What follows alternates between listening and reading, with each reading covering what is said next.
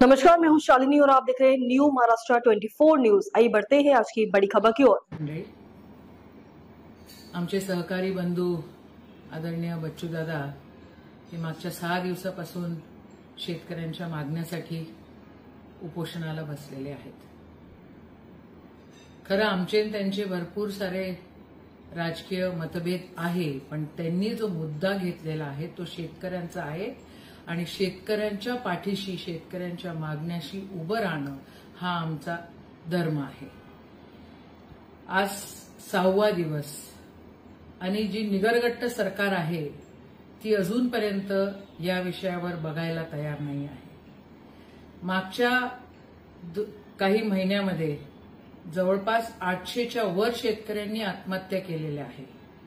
2024 मध्ये 2600 कितीतरी जास्त त्या ठिकाणी शेतकऱ्यांच्या आत्महत्या झालेल्या आहेत।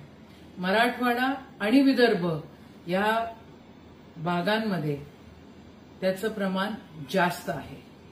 ज्या वेळेला हे महायुतीचं सरकार असं म्हणतं इलेक्शनच्या आधी की आम्ही 7/12 कोरे करू, मग आता काय आंधळ झालेला आहे। ज्या वेळेला हे सरकार म्हणतं की आम्ही सोयाबीनला भाव देऊ, आम्ही कपाशीला भाव देऊ, आम्ही त्या ठिकाणी संत्र्याचं बघू, आम्ही धानाचं बघू, आम्ही कांद्याचं बघू, आज आंधळ झालेला आहे।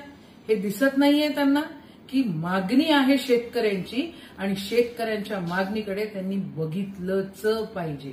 मग नाही तर मग काय आता पुढच्या इलेक्शनच्या विधानसभेच्या आधी लोकसभेच्या आधी तुम्ही लोक कर्जमाफी करणार आहे। आज शेतकऱ्यांना गरज आहे आणि आज शेतकऱ्यांना गरज आहे तर त्या ठिकाणी तुम्ही या आंदोलनाला जरा सिरियसली घेऊन त्याच्या ज्या शेतकऱ्यांच्या मागण्या आहेत त्या पूर्ण केल्या पाहिजे। नाही तर मुख्यमंत्र्यांनी उपमुख्यमंत्र्यांनी राजीनामे दिले पाहिजे। तर हिचंही हे सरकार जे आलेलं आहे हे काय घोळ घालून आलेलं आहे हे सर्वांना माहिती आहे। खबरों में अब तक के लिए बस इतना ही। फिर होगी आपसे मुलाकात, तब तक के लिए नमस्कार और देखते रहिए न्यू महाराष्ट्र 24 न्यूज। ऐसे ही लेटेस्ट अपडेट पाने के लिए हमारे चैनल को सब्सक्राइब करें और तुरंत नोटिफिकेशन पाने के लिए बेल आइकन दबाना न भूलें। यदि आप हमें फेसबुक या इंस्टा के माध्यम से देख रहे हैं तो हमारे पेज को फॉलो जरूर करें। धन्यवाद।